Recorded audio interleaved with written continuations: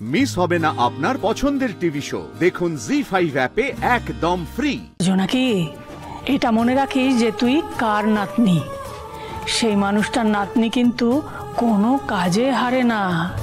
জোনাকি যে তোমাকে আর আমাকে, আমাদের দুজনকে শত্রু বলে মনে করে, এতদিনে নিশ্চয়ই সেটা বুঝতে পেরে গেছো তুমি। কি হবে রঘু, এমনিতে এত ঝুট ঝামেলা, তার উপরে জোনাকি। না না, ওই মেয়েটার জন্য আমাকে বাড়ির বাইরে থাকতে হচ্ছে। আমার পরিবারের থেকে দূর করে দিয়েছে ওই মেয়েটা। এখন কি আবার তাহলে জাস্টিস অজয় মেয়েটাকে জালিয়াতির দায়ে জেল খাটতে হবে? আমি সোসাইটিতে মুখ দেখাতে পারবো না রঘু। না, এটা আমি কিছুতেই হতে দেব না। জোনাকিকে আর আমার সর্বনাশ করতে আমি দেব না। কি করবে তুমি? কি করে আটকাবে জোনাকিকে?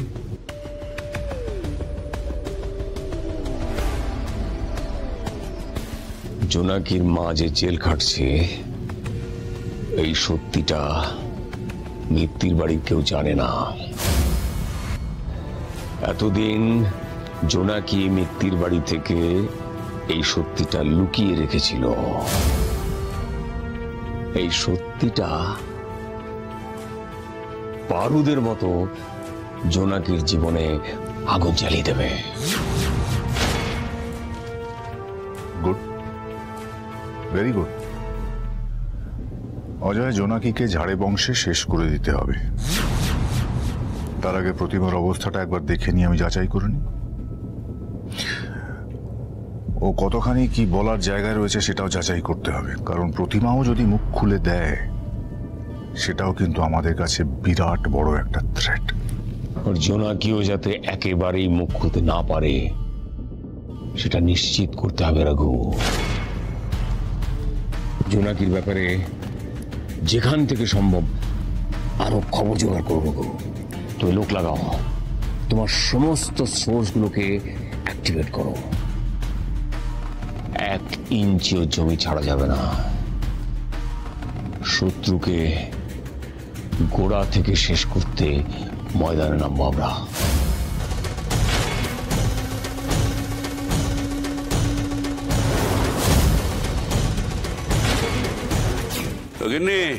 আমি তাহলে ছোটনকে নিয়ে দেশের বাড়িতে গেলাম। তুমি এদিকে সব পুজোর আয়োজনটা করে ফেলো। হ্যাঁ হ্যাঁ, সে তো আমরা করছি। আর ওই যে দেখো না, দেখো জোনাকিকে দেখো কি সুন্দর আলপনা দিচ্ছে। ও বাবা,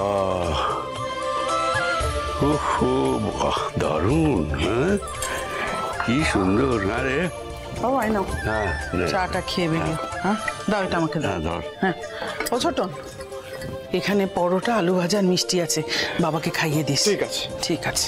দাদু, বাইরের খাবার খাবে না কিন্তু একদম। পিসমুনি যে খাবারটা দিয়ে দিয়েছে সেই খাবারটাই খাবে। হ্যাঁ, আর শোনো, বাইরের জল কিন্তু খবরদার খাবে না। বাইরের জল থেকে কিন্তু শরীর খারাপটা বেশি হয়। সাবধানে যেও তোমরা। আরে হ্যাঁ রে বাবা, সাবধানে যাবো, একদম সাবধানে যাবো।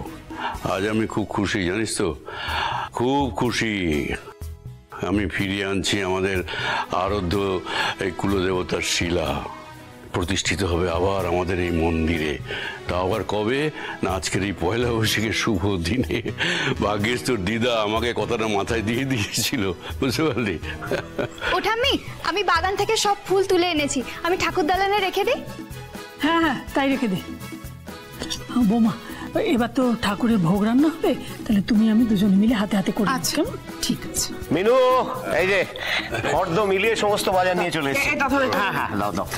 তাই না ঋতু, এনে সব এসে গেছে, ভালো করে গুছিয়ে রাখো। ও দিদি ভাই, শোনো না, একটা কথা বলছি। হ্যাঁ শোনো, বলছি কি,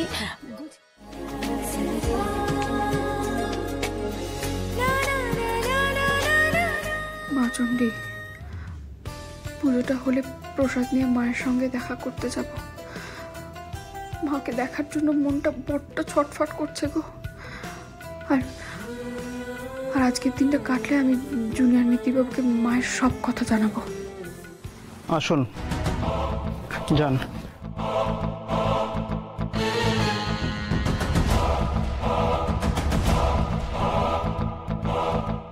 প্রতিমা বিশ্বাসের ব্যাপারে কি খবর জানো বলো? ওর মাথাটা তো স্যার পুরো খারাপ। সারাদিন একটা পুতুল নিয়ে পুচকি পুচকি করে হে দিয়ে মরছে। কে জানে ওই পুতুলটার মধ্যে কি আছে, একেবারে কাজ ছাড়া করে না। কিন্তু স্যার ওর ব্যাপারে কেন খোঁজ নিচ্ছেন? সেটা তোমার জেনে লাভ নেই। তুমি টাকা নিয়েছো, তুমি খবর দেবে ব্যাস। ওর একটা মেয়ে আছে স্যার, মেয়েটা তো প্রায় আসতো জেলে দেখা করতে, কিন্তু ইদানিং আর দেখছি না। আপনি কি চেনেন স্যার ওদের? আবার বেশি কথা বলছো। মেয়েটার ব্যাপারে কি জানো সেটা বলো। মেয়েটার নাম জোনাকি। জেলে সবাই তো ওকে খুব ভালোবাসে, আর সবার জন্য এটা সেটা নিয়েও আসে। আর প্রতিমা বিশ্বাস সে কতটা কথা বলে?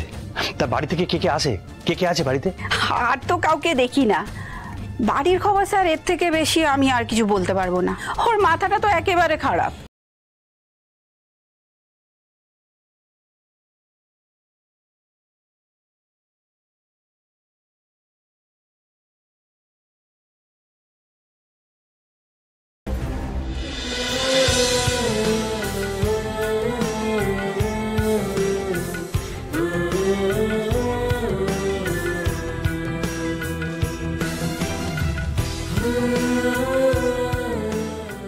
গিন্নিমা, এবাড়ির নিয়ম অনুযায়ী যে কোনো প্রজন্মের বড় ছেলে বড় বৌমাকে আরতি করতে হবে।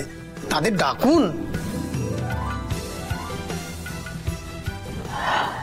ও জোনাকি, যা। জোনাকি, টেনশন করছো কেন? যাও। যাচ্ছি, কিন্তু উনি যদি আমার কথা না শোনেন, যদি মুখের উপর না করে দেয়, তখন কি হবে? কিচ্ছু হবে না, যাও তুমি। এমনিতেই যা রাগ ওনার। জোনাকি, যা। আরে বাবা, গিয়ে তুই ধ্রুবকে নিজের আঁচলের খুঁটিতে শক্ত করে বাঁধ, তবে না তোর কথায় উঠবে বসবে। করতে হবে তো কাজটা, নাকি? ঠিক যেরকম জানিস তো আমার মতো। এই যে তোর পিসিমণি যখন আমাকে যা বলে, আমি সাথে সাথে যাও হুকুম মালকিন বলে এরকম ভাবে স্যালুট করে দিই। যাও তুমি ওখানে, যাও যাও যাও। নাকি বুকে সাহস জুগিয়ে ধ্রুবর কাছে যা। দেখ, ধ্রুব বাড়ির বড় নাতি হিসাবে এই বাড়ির কিছু দায়িত্বকে পালন করতে হবে। বাড়ির দায়িত্ব যেমন পালন করতে হবে, যেমন পুজো আচ্ছা তো তুই বুঝতে হবে। যা, তুই পারবি। শোনো বাবা, বলছি আমাদের ধ্রুব কিন্তু বুঝ যাচ্ছিল, বুঝলি? তুমি একটু বুঝিয়ে বলে ও ঠিক আসবে গো। আর যেখানে এ বাড়ির মঙ্গলের জন্য পুজো হচ্ছে, সেখানে তো ওকে আনতেই হবে। আর জোনাকি, এটা মনে রাখিস যে তুই কার নাতনি। সেই মানুষটার নাতনি কিন্তু কোনো কাজে হারে না, তাই না? হ্যাঁ,